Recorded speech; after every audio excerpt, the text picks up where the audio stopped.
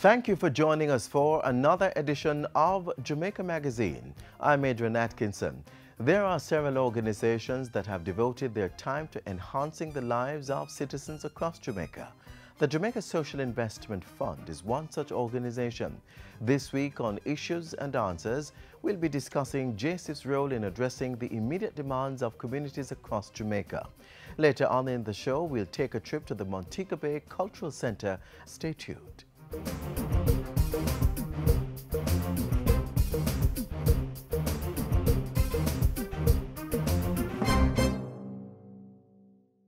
Only a few days left as the clock ticks down to the final hour. If you've not done it yet, do it now. Register for the upcoming Jamaica 55 Diaspora Conference, which will take place at the Jamaica Conference Center from July 23 to 26. Contact the Ministry of Foreign Affairs and Foreign Trade for details. Among the highlights this year is the Marketplace Exposition, where transactions can be made and networking opportunities are provided.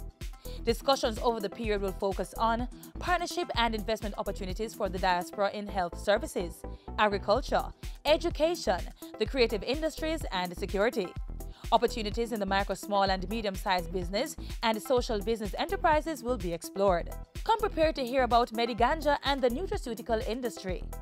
Discussion topics will also highlight the transfer of technology, research, and models of international best practices from diaspora locations to Jamaica, and the challenges and opportunities in host countries of members of the diaspora. Don't miss this opportunity to further strengthen our partnership for mutual growth and development.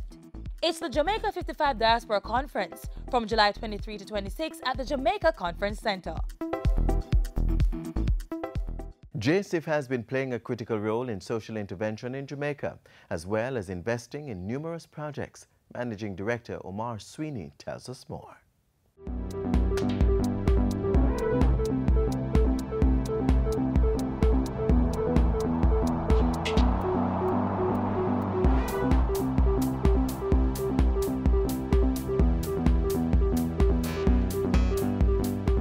Thanks for joining us for Issues and Answers. I'm Ian Boyne. The Jamaica Social Investment Fund has been playing a crucial role over the last 20 years. Its Managing Director, Omar Sweeney, is our guest today. We thank you so much for your company. Omar, good to have you on the program. JSIF has been playing a critical role in terms of social intervention, as it is called. You know, that's a phrase that is on the lips of so many Jamaicans as we look at the situation with crime and with the task of containing crime. What have been some of the most critical achievements over your 20 years? Well, we like to stick more to our name, which is social investment. And that's because as we have traversed the nooks and crannies across Jamaica, we've really looked at situations of vulnerability and poverty and seeked to provide solutions to not only address that immediate need of the persons, but also to really sustain their ability to solve their own problems. And we think that since 1996, when we entered the space, we've invested close to 20 billion Jamaican dollars. We've completed close to 1,800 projects. We've had the support of more than 8 international donor partners. And so a project that really was set out by the government in 1996, the last 4 years, has now been 20 years. Now, does that mean we haven't solved the problem?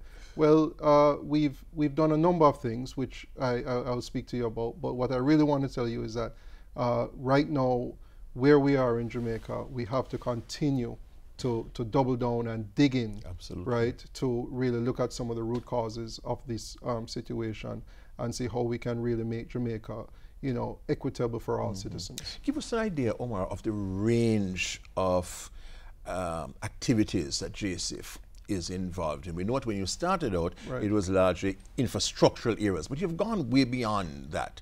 Oh, yes. Give us an idea of the types of things that you do in communities. Well, we started out looking at basic infrastructure and access, basic schools, farm roads, community-based health centers, and social services and organizational strengthening. We've evolved now, and we're looking at sustainable livelihoods. So now we're involved in greenhouse farming, drip irrigation, really propagating the latest technology to farmers, which produce a great contributor to GDP. We've looked at tourism, the linkages of agriculture and tourism. JSIF invested last year in the 8 newest community tourism attraction that Jamaica has. We invested in those, and those have now been licensed by the Jamaica Tourist Board to support, again, community livelihoods. Okay. We continue to work now in the 6 peripheral communities of our urban centers. That is Ocho Rios, Montego Bay, Savlamar, Maypen, and Kingston and St. Andrews, St. Catherine. We're doing an integrated project there where we're doing complete urban renewal of these communities to address citizen security and their perception of safety. So these are the types of interventions that we look to hold the social fabric of the country together in terms of continuing to immerse government services into these communities. Because one of the things, if you want to say, the culture of the Don, the culture of the community leader has come because of the retreat of government services. And so what JSIF is really enabled to do is to really reinsert that. So we enter these communities with things like civil registration documents, dispute resolution, unattached youth engagement, skills training. So there's just a total menu. We do community fairs where they can access health services and other information, small business registration, food handlers permits, a number of interventions at the community level.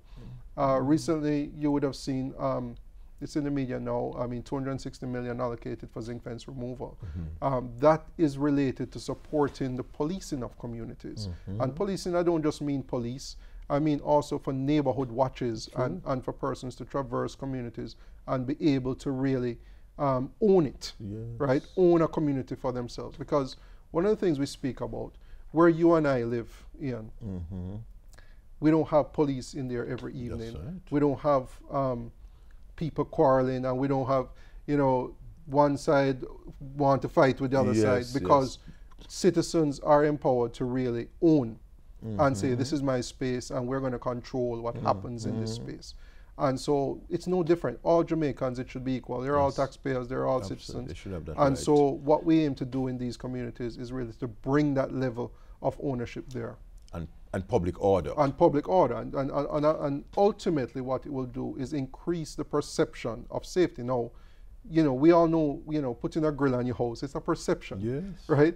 But it's important. It helps. It's very important. And for persons to have this perception of safety.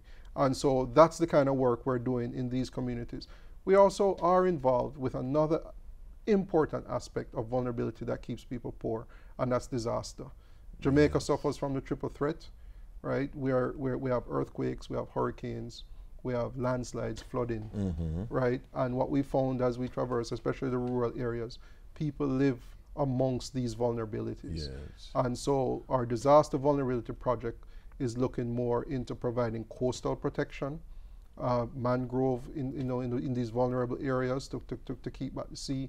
We're looking at landslides, we're looking at fire, you know, improving the capacity of the fire department, and we're looking at improving the seismic network in Jamaica so that we can provide the necessary information to the planners and to the local government and the councils so that they, in their own work, other government agencies that are so equipped can go out and address these. Take a break at this point. The Jamaica Social Investment Fund operates under the aegis of the Office of the Prime Minister and provides a really critical role in social intervention and social investment.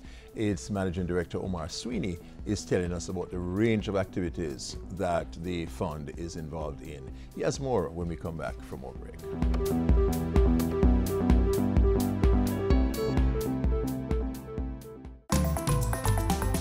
Nominations are now open for the 2017 Prime Minister's Youth Awards for Excellence. Persons 15 to 29 years old may apply and be recognized for their work in 11 exciting categories.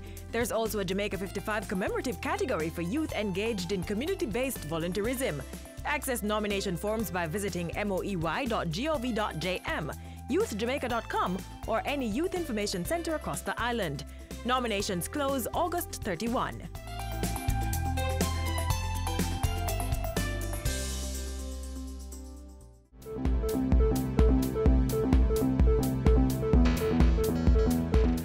Omar Sweeney is the Managing Director of the Jamaica Social Investment Fund, an important institution helping with social intervention in Jamaica, providing critical services to the poor and the vulnerable. What would be some of your main initiatives for this fiscal year, your main priorities? Well, for this fiscal year, our investment profile is somewhere in the tune of $2.4 billion. And we've separated that between investing, like I said earlier, in our seismic network. We're going to rebuild our seismic network. We're going to look at upgrading a couple of fire stations and equipment to both the Solid Waste Management Authority and the fire brigade that in trucks to provide that capacity. As well as schools. You know, we never leave education. Close to 40% of our budget is always supporting education. Last year we invested close to $300 million, taking 5 schools off the shift system. That's in collaboration with the Ministry of Education. And so we're not going to leave that. We're also going to continue. We're targeting a couple more schools this year. So we'll continue the primary and infant sector. We'll continue to see our support there. And then crime and citizen security is a big part of our portfolio this year, close to $1 billion. What will you be doing particularly in that area?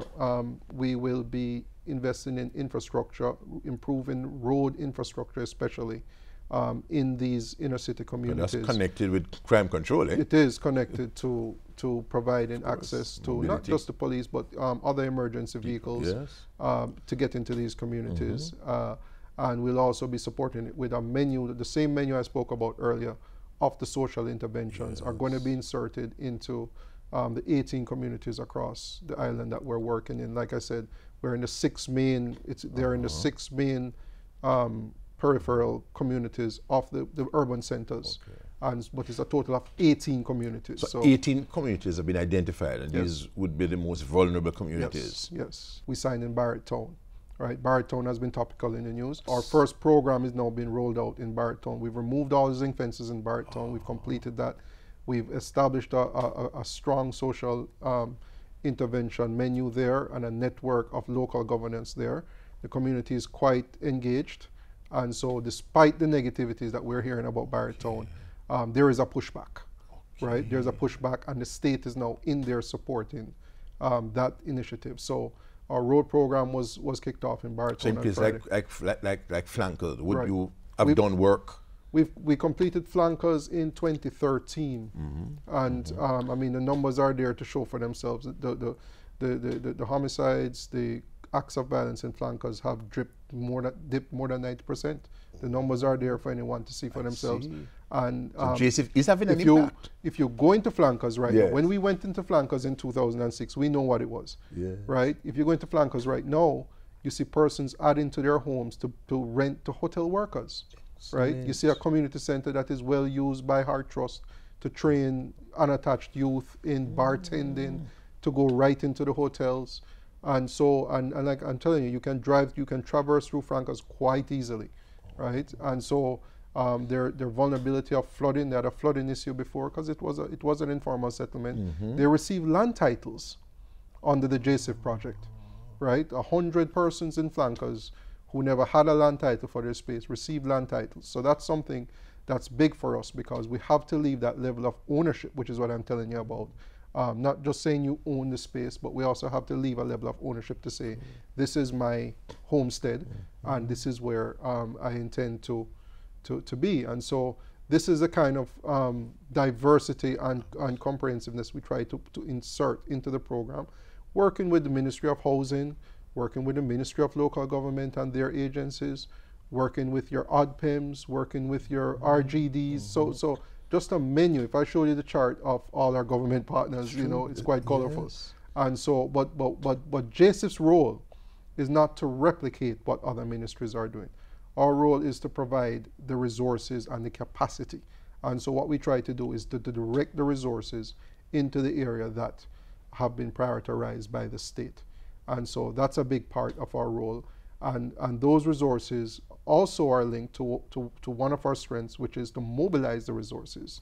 Because, you know, a big part of it is not that we sit and someone just comes and gives us the money. A big part of it is to execute these programs and provide a level of monitoring, evaluation, and accountability for the funds that we can say to our international partners, here's something you should support again. So to give an example, what we've done on the SHIFT system, the Caribbean Development Bank has rewarded that effort, if you will, and so they have granted another $7.5 million US in grant funding to replicate the program in 2017 here. So that's the kind of funding now that we'll look to continue to support these types of programs. So JSIF is well managed, just in terms of the execution of its programs. Not only are the programs laudable, yes, but they are actually well managed. Yes, we're fortunate, I think. I mean, I have the privilege of really leading a team of a quite diverse team of highly skilled individuals. I mean, I'm talking engineers, economists, social scientists, financiers, accountants, you name it, we have it there. But at the same time, I would tell you, we're perhaps the most audited agency in this country.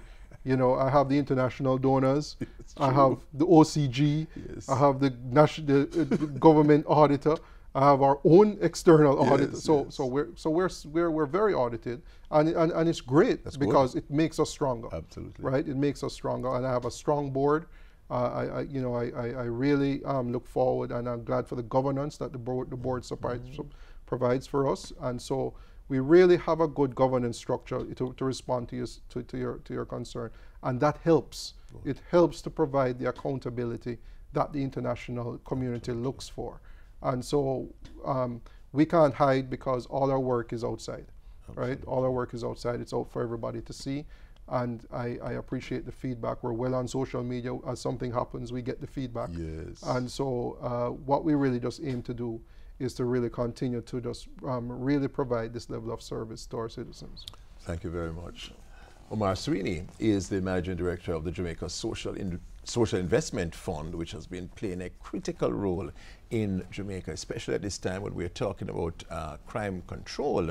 We have to put front and center this matter of social investment, looking after the poor and the vulnerable, and dealing with the underlying causes of crime. Well, the JSIF has been playing a crucial role there. Next week I'll be back. Until then, Ian Boyne wishing you a pleasant day.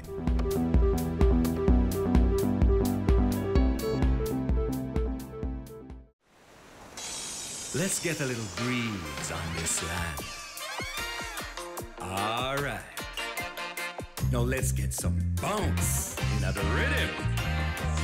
All right. Let's get some fire on our hearts. Now that is what we call all right. Run, come, get some Jamaica. The Montego Bay Cultural Center is a multifaceted facility, giving space to a museum, art gallery, performing arts, and conferencing amenities. It is the home of some of Jamaica's rich cultural artifacts. Take a look.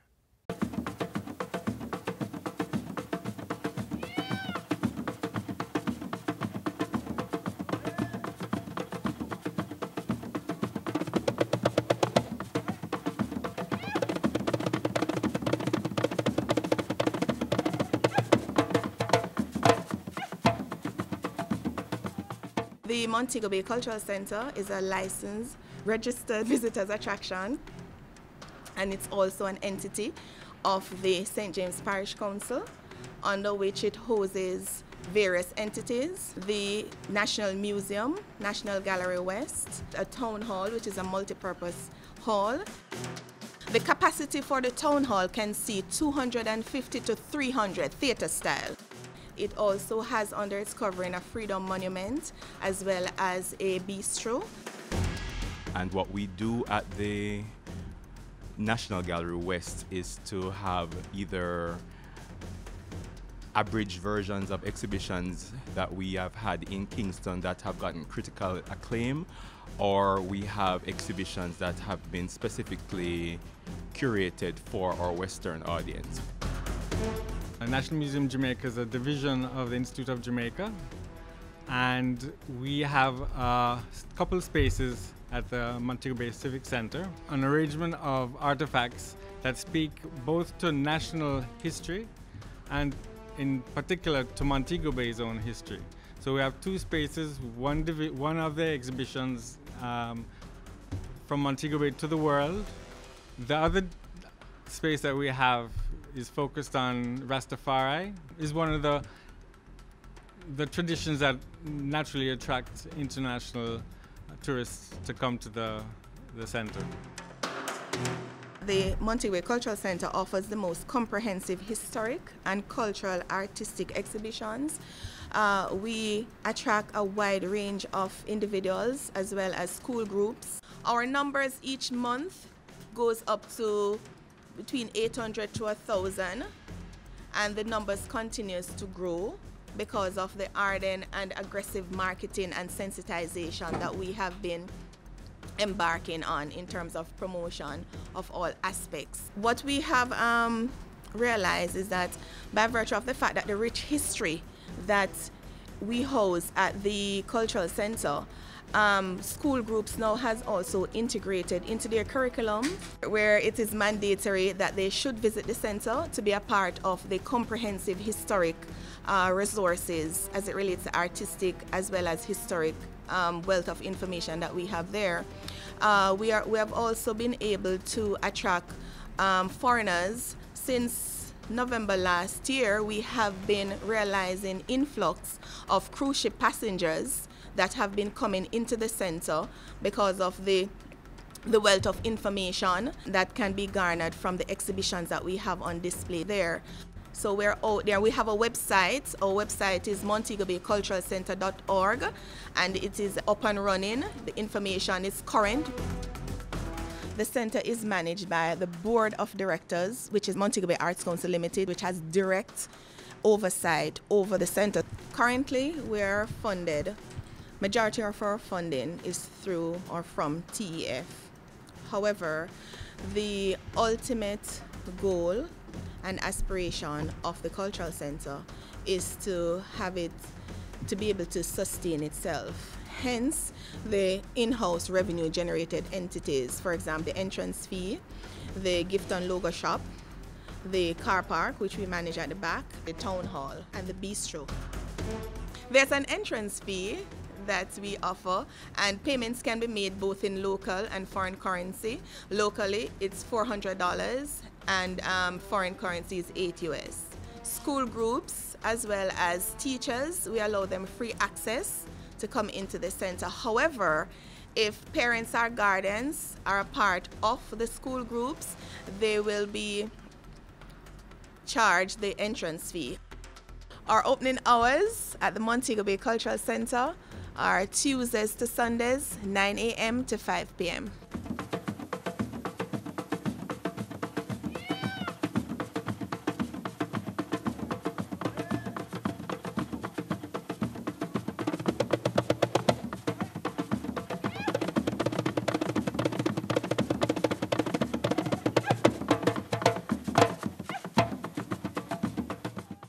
Protect Jamaica, plant your grass. Help us become more resilient to climate change impacts. Protect Jamaica, plant a tree. It improves the island's national biodiversity.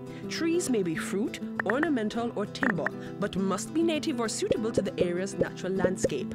Join the Jamaica Million Tree Campaign and help to plant 1 million trees by June 30, 2019. This is a call to action by the National Environment and Planning Agency.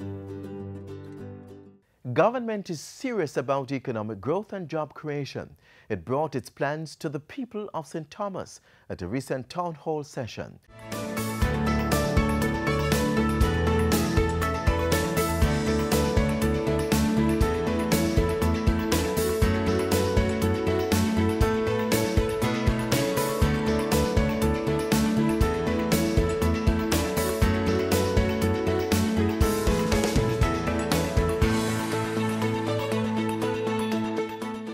We're on a drive now to train our young people in business process outsourcing.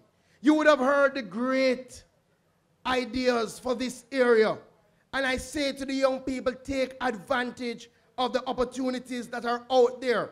We are now looking to train over 3,000 people in the business process outsourcing through Heart Trust NTA. We have merged the Heart Trust and the NYS JFLL to create more opportunities. One of the things when I came in as the Minister of State in Youth, we recognized that St. Thomas was one of the few parishes that doesn't have a youth center, not even a youth community access point. In fact, our youth officers used to have to catch by Paul Bogle. Hi, we're changing that. And we've signed the lease agreement right on Queen Street in Morant Bay. You're going to have your first ever youth access point in St. Thomas this year. They say the time is spent. But there are more things that we're doing. We're working on the youth policy, which we expect that our new youth policy will be unveiled come this month. We're also reintroducing the PM Youth Awards, and I want to encourage our young people from St. Thomas to apply, because one of the things we're doing this year is that we're looking for 55 young people across the length and breadth of Jamaica who have strong community service. Because sometimes you have the young people in the communities doing well and they're not being recognized. This government going to recognize our young people for their service. The last thing I will say, I'll touch a little education. For a long time we have spoken about secondary education. But unless we fix our basic schools, unless we fix our primary schools, we won't get education right. Because we keep playing catch up in the education game. Last year we did a lot to ensure access at the secondary level. This year we say, you know, a lot of our primary schools need more resources. Our primary schools used to get $850 per student to take care of the general needs of the school. In this budget, we have increased that allocation from $850 per student to $2,500 per student to help our primary schools do a better job. I have tremendous hope.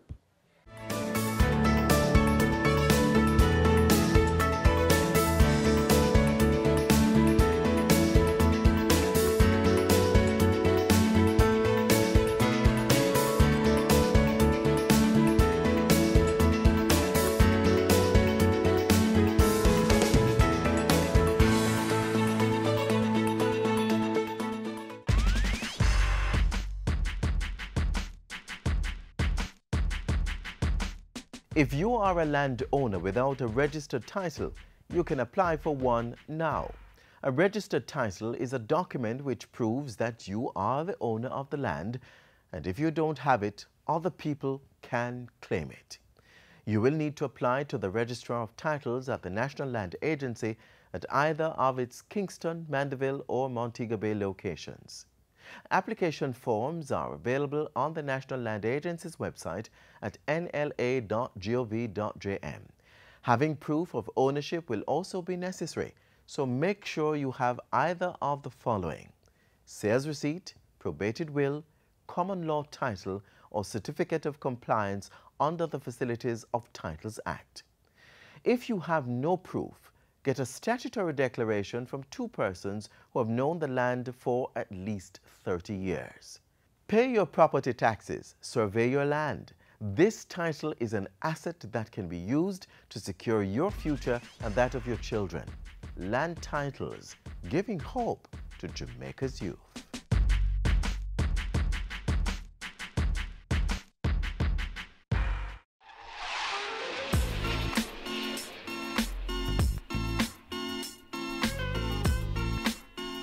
I hope you found our program informative. We appreciate your feedback, so send them to Jamaica Magazine at jis.gov.jm. Take a trip to our social media pages on Instagram, Facebook and Twitter and stay informed on the go. You can also visit our website jis.gov.jm for more information. On behalf of the entire production crew, I am Adrian Atkinson. Thanks for watching.